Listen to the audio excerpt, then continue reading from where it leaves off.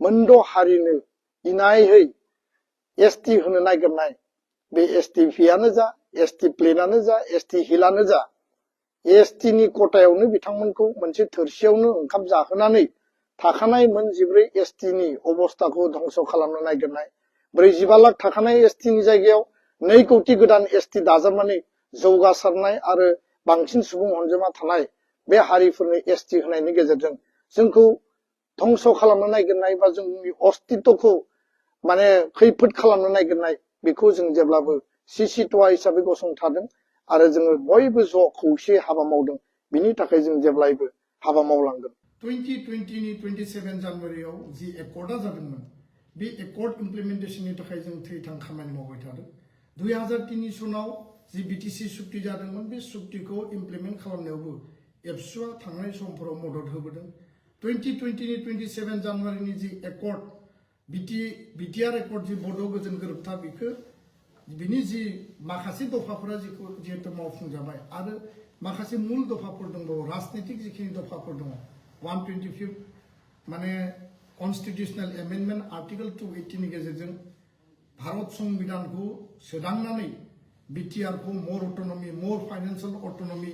आरो बड'लेण्डनि सिमाखौ बारायनाय बे जोंनि मूल मोनसे थांखि आरो बिनि सीट बारायनांगौ सिमा बारायनांगौ डाइरेक्ट फाइनेंस मोननांगौ बे जोंनि गुबै खुलुमबाय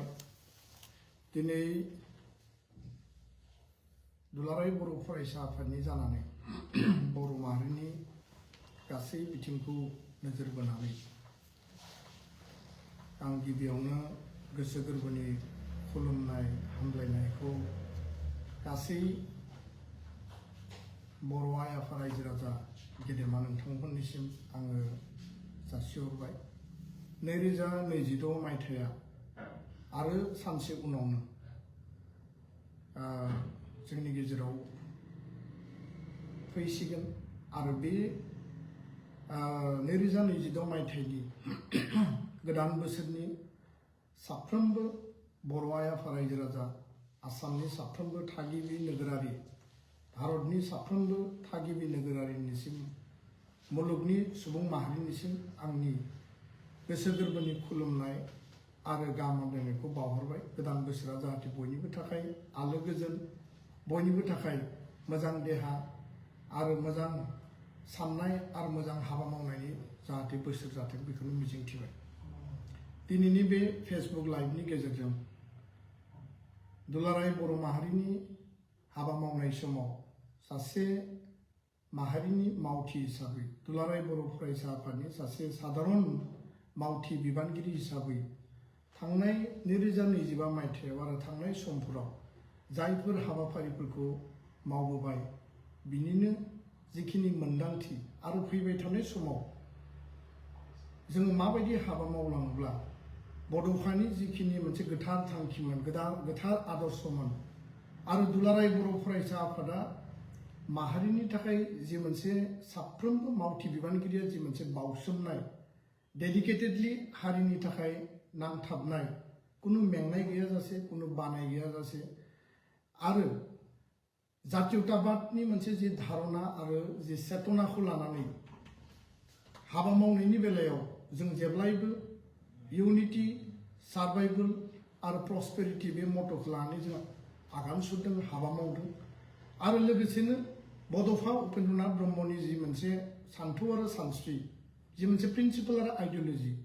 जेराव बिथाङा लिव आरो एन्ड लेट लिव थां आरो थांनानै थानो हो बे मोनसे मोन्थोरखौ लानानै मुलुगनि सुबुं माहारिनो आरो दुलाराय बर' माहारिनो लामा हान्थिनो थाखाय मोनसे लामा होनानै गालांदों आरो बेबायदि लामाजोंनो दुलाराय बर' फरायसा आफादनि आथिखालनि बिबानगिरि आरो मावथि जों बयबो खौसे माहारि दानायनि थाखाय माहारिखौ सेफगार्ड होनायनि थाखाय जोंनि बर'नि आइडेन्टिटी बड' नेशनेलिज्म बर' जातीयताबाद आरो बर'खौ गासै बिथिंजों गेवलांसार होनो थाखाय आरो गेरेमसा माहारि दानायनि मोनसे सिंगल पॉइंट एजेंडा लानानै जों खामानि मावगासिनो दङ आरो बेबायदि समाव साफ्रोमबो एबसु मावथि बिबानगिरिफोरा जों जेब्लायबो कमिटेड जों जेब्लाबो समायखिरा लादों जे माहारिनि थाखाय जों जेब्लायबो हाबा मावगोन हारिया फार्स्ट बिनि उनाव दुलाराय बर' माहारिखौ फोथांना लाखिनायनि थाखाय बिनि अस्तित्वनि संग्रामनि थाखाय खैदां खैफोदाव बेखौ रैखाथि होनो थाखाय जोङो दुलाराय बर' फरायसा आफाद बे आफादखौ 1967 मायथाइनि 15 फेब्रुवारियाव जोंनि गेदेमा दैदेनगिरि बिथांमोना दानानै बर' माहारिनि सेवा खालामनो थाखाय होलांदों आरो बे आफादाव जों साफा साफा मावथि हिसाबै हारिया फार्स्ट हारिनि थाखाय आफाद आरो जों साफा साफा बे आफादनि साधारन सोद्रोमा हिसाबै जों हाबा मावलांगासिनो दङ दा बेखायनो आङो बे बुब्लियाव साफ्रोमबो जोंनि मावथि बिबानगिरिफोरखौ फिन 2026 मायथाइयाव जों जेरैबायदि गोसो गोथारै हारिनि थाखाय जों गावखौ बाउसोमनानै सेल्फलेस भलुन्टारि जों सार्भिस होदोंमोन भलुन्टारिनिज्म जे मोनसे जोंनि श्रम जे परिश्रम हारिनि थाखाय बेखौ जों कन्टिनिउआसलि जोङो मेंनाय आरो बानाय गैयाजासे जों लांनांगोन मानगोनां रायजो राजा नोंथांमोन गेदेमा नोंथांमोन थांनाय समाव दुलाराय बर' फरायसा आफादा गुन गोनां सोलोंथाइनि मावथांखि लानानै बर' माहारिनि सोलोंथाइखौ गासै बिथिङाव जौगाहोनो थाखाय बर' मिडियामाव गुन गोनां सोलोंथाइ लाबोनांगौ आरो मेट्रिक आनजाद हायार सेकेन्डारि आनजाद आरो जिखिनि कम्पिटिटिभ एग्जामफोर दङ दि बादायलायनाय आनजाद दङ साख्रि बाख्रि एन्ट्रेन्स गासै बिथिङाव जोङो जौगासार होनो थाखाय जोङो गोबां counselling motivation teachers meet guardian meet student meet गोबां जों हाबाफारि लाबोबाय आरो बेबायदिनो समाज सोलायहोनो थाखाय ससियेल चेन्जनि थाखाय बड'फा मिशननि मोनसे सास्टेनेबल जोङो हाबाफारि लानानै जोङो स्पोर्ट्सनि बिथिङाव इक'नमिनि बिथिङाव कालचारनि बिथिङाव बायदिसिना बिथिङाव जोङो हारिनि जे अस्तित्वखौ फोथांना लाखिनो थाखाय जों खामानि मावबोदों आरो लाइमोनफोरखौ जों एनकारेज होबोदों एन्टि ससियेल एक्टिभिटिस ड्राग्स जौ जुवा दायना दायनिनि जे थासारि जे माने चाइल्ड मेरिजनि जे थासारि ट्राफिकिं जे माने वुमेन ट्राफिकिं बे गासै बिथिंखौ जों गैया खालामनो थाखाय समाज गुस्लायनो थाखाय जों खामानि मावबोदों आरो थांनाय 2025 मायथाइसिम बे समसिम 2020 नि जि एकर्डनि उनाव गोजोन गायसननाय पिस गायसननाया जोंनि जि मुल एजेन्डामोन आरो बे गोजोन गायसननायनि थाखाय जोङो गोसो गोथारै हाबा मावदों आरो बेखौ जों जाफुंसार होनोबो हादों बयनिबो कालेक्टिभ इफर्टनि थाखाय आङो बे समाव गोजोन आरो अहिंसानि मोन्थोरजों बर' माहारि जौगानाय आरो दानायनि थाखाय जि बाहागो लानाय आं बयबो बर' हारिनि साफ्रोमबो रायजो राजा आइ आफा गेदेमा बिथांमोनखौ आं धन्यबाद बावदों मानगोनां रायजो राजा नोंथांमोन दुलाराय बर' फरायसा आफादा जि मोनसे कमिटमेन्ट आरो बे कमिटमेन्टनि आधाराव जों खामानि मावो आरो बेखायनो 2020 नि 27 जानुवारियाव जि एकर्डआ जादोंमोन बे एकर्ड इमप्लिमेन्टेशननि थाखाय जों थैथां खामानि मावबाय थादों 2003 सनाव जि बिटिसि सुक्ति जादोंमोन बे सुक्तिखौ इमप्लिमेन्ट खालामनायावबो एबसुआ थांनाय समफोराव मदद होबोदों 2020 नि 27 जानुवारिनि जि एकर्ड बिटिआर एकर्ड जि बड' गोजोन गोरोबथा बेखौ बिनि जि माखासे दफाफोरा जिहेतु मावफुंजाबाय आरो माखासे मुल दफाफोर दंबावो राजनीतिक जिखिनि दफाफोर दङ 125 माने कन्स्टिटिउशनेल एमेन्डमेन्ट आर्टिकल 280 नि गेजेरजों भारत संविधानखौ सोदांनानै बिटिआरखौ मोर अट'नमि मोर फाइनेन्सियेल अट'नमि आरो बड'लेण्डनि सिमाखौ बारायनाय बे जोंनि मुल मोनसे थांखि आरो बिनि सिट बारायनांगौ सिमा बारायनांगौ डाइरेक्ट फाइनेन्स मोननांगौ बे जोंनि गुबै थांखि बिनि सायाव जों खामानि मावबाय थादों आरो प्रयोजन जायोबा जों गणतान्त्रिक सोमावसारनायनि हाबाखौबो जोङो लानांगोन जिहेतु जों बिनि थाखाय भारत सरकारखौ नारसिनगासिनो दं बर' कसारि वेलफेयार अट'नमास काउन्सिलनि गामि थिसननांगौ बिसायख'थि खुंनांगौ पूर्णांग मर्यादा होनांगौ आरो मोर फाइनेन्सियेल क्षमता बिथांमोननो होनांगौ बिनि थाखाय जों खामानि मावबाय थादों फारसेथिं कार्बि आंलंनि बर'फोरनि एसटि हिलनि जि मर्यादा बे मर्यादाखौ मोगथाङाव मोनफुंनांगौनि थाखाय जों खामानि मावबाय थादों स्कुल प्रभिन्सियेलाइजेसन बारग' एनडिबिफोरनि जिखिनि आद्रा थानाय जि जेंनाफोर दङ आरो स्पेशल डेभेलपमेन्ट प्रजेक्टनि गेजेरजों इनफ्रास्ट्राक्चार इन्स्टिटिउसन जिखिनि दानांगौ बिनि थाखाय जोङो खामानि मावबाय थादों दा बेखायनो आङो साफ्रोमबो रायजो राजा बिथांमोनखौ दिनैनि बे समाव फैबाय थानाय समावबो जाहाथे जोंखौ जेरैबायदि मदद होबोदोंमोन फैबाय थानाय समावबो बे मदद आरो जोंनो अराय बे सापर्टखौ जाहाथे होलाङो बिनि थाखाय आं साफ्रोमबो आइ आफा रायजो राजानि खाथियाव गंग्लायै आं आरज गाबो मानगोनां गेदेमा आइ आफा नोंथांमोन बर' हारिया गावनि आथिङाव जि मोनसे अस्तित्वनि जि संग्राम बेखौ जोङो जाफुंसार महराव जों गायसनबाय आरो बिनि गेजेरजों जोङो राजनीतिक भाबै संबिधानिक भाबै मोनसे बेबस्था एरेन्जमेन्टबो मोनबाय बिटिसि बिटिआर बे एरियाखौ मोनबाय काउन्सिल मोनबाय जों बिटिसि बर' कसारी काउन्सिल जों मोनबाय आरोबाव 90 सिडुल भारतनि संबिधाननि जोंनि बर' रावखौ जों बेयाव थिसननो हाबाय किन्तु जोंनि लामा हान्थिनाया बेयावनो जोबाखै जोंनि हाबा मावनाया बेयावनो जोबाखै आरो बेखायनो गुबुन गुबुन माहारिया जेरैबायदि मुलुग दरबाराव गावखौ प्रतिष्ठा खालामदों दुलाराय बर' फरायसा आफादा बेबायदिनो बर' हारिखौ मुलुग दरबाराव गोसारहोनो प्रतिष्ठा खालामनो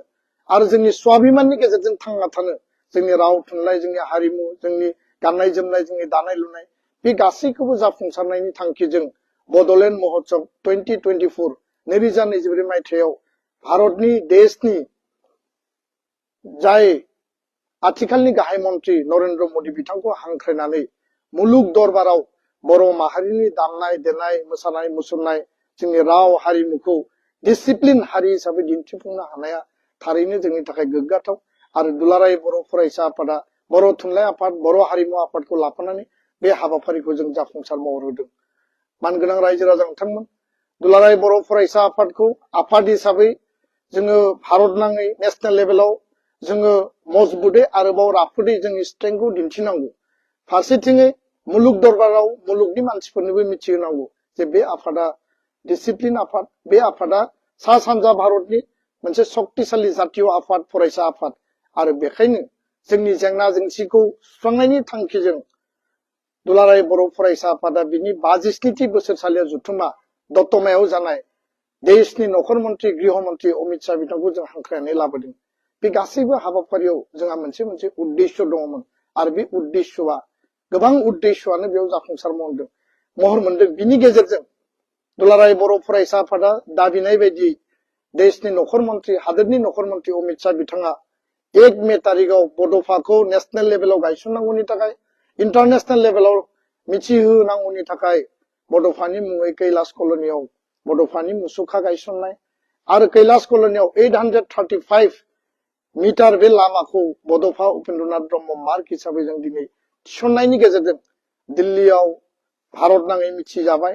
आरो दिनै गुगोल मेपआव बे मुंखौ रोखा रोखा जों नुनो मोनो बे एजेन्डायाव जों थारैनो जों जाफुंसार महर मोनदों दुलाराय बर' फरायसा आफादा बर' हारिनि अस्तित्व जोंनि संबिधानिक अधिकार राजनीतिक अधिकारखौ जोङो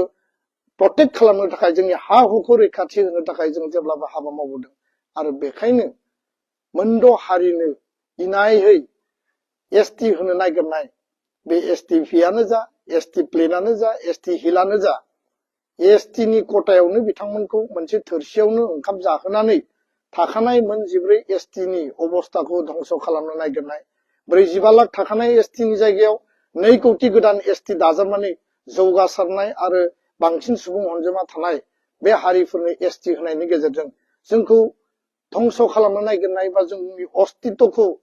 माने खैफोद खालामनो नागिरनाय बेखौ जों जेब्लाबो सिसिटवा हिसाबै गसंथादों आरो जोङो बयबो ज' खौसे हाबा मावदों बिनि थाखाय जों जेब्लायबो हाबा मावलांगोन आरो बिनि अनगायैबो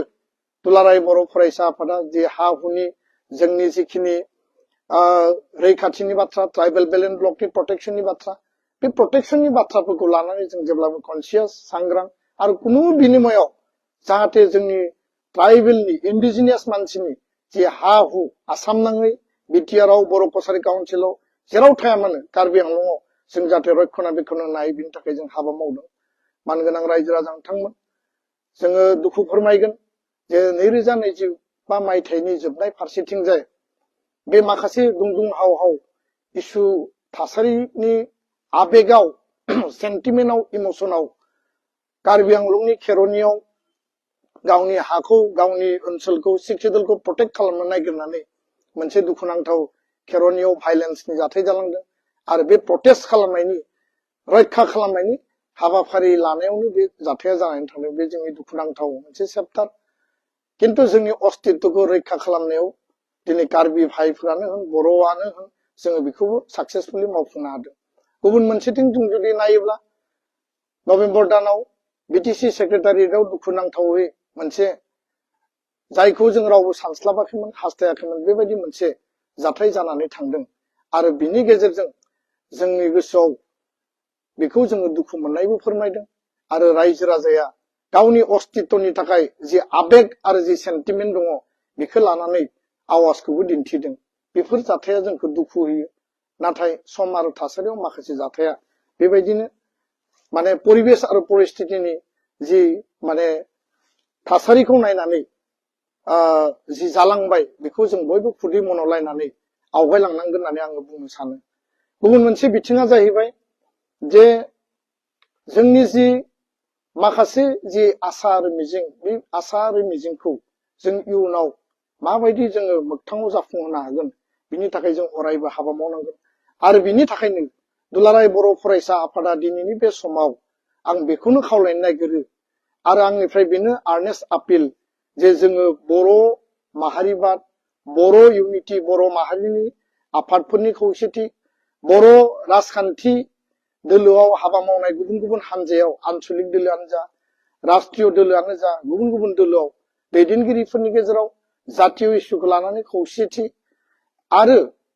जोङो हानायसिम खौसेयै बर' हिसाबै हाबा मावलांनो बे बिथिंखौ लानानै जों जेब्लायबो हास्थायगोन लुबैगोन आरो बर'नि जिखिनि जेंना जेंसि जों सुस्रांनांगौ दंबावो आद्रा जिखिनि एकर्डनि इमप्लिमेन्टेसनखौ लानानै हाबा मावलांनो थाखाय जोङो बयबो खामानि मावनांगोन भाइब्रेन्ट बड' कमिउनिटि दानायनि जि मोनसे चेप्टार दङ बड'फाया जि गेरेमसा माहारि दानायनि खोथा बुंनानै गालांबाय आरो बे गेरेमसा माहारि दानायनि थांखिजों दुलाराय बर' फरायसा आफादा दुलाराय बर' माहारिया आवगायगासिनो दं बेखौ मोगथाङाव जाफुंनायनि थाखाय जों बयबो हाबा मावनांगोन आरो जोंनि यां जेनेरेसन जोंनि जि लाइमोनफोर जोंनि इडुकेटेड आनएमप्लयड जायफोरा स्कुल कलेज इउनिभारसिटियाव फरायबाय थादों जायफोरा दिनै रिसार्च खालामबाय थादों स्कलार देशनि गुबुन गुबुन खनायाव आसामनि गुबुन गुबुन इनस्टिट्युटआव जोङो बयबो खौसेयै इयुथनि एम्पावारमेन्टनि थाखाय आरो क्वालिटि इडुकेसननि थाखाय जों बयबो